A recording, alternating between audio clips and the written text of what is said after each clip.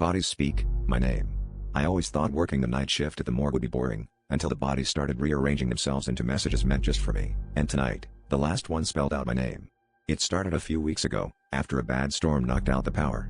Alone with the dead, I caught a flicker of movement from the corner of my eye, a toe twitching, a jaw slackening, and then, somehow, two corpses lying side by side with their arms crossed into an unmistakable no.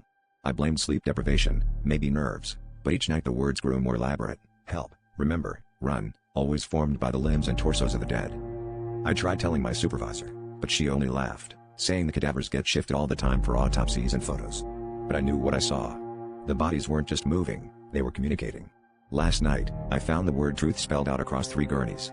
That was when I started noticing other things, lights flickering when I entered the freezer, temperature drops that left my breath hanging in the air, and, most unsettling, familiar faces among the dead, faces I couldn't quite place but felt like I should. Tonight, I arrived for my shift and the room felt different, charged, almost expectant.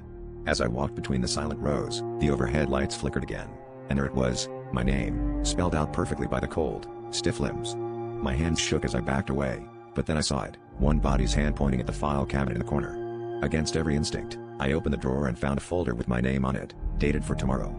Inside were autopsy forms, a cause of death left blank, and a photograph of me taken just hours before. That's when I understood, the bodies weren't warning me about someone else. They were warning me about myself.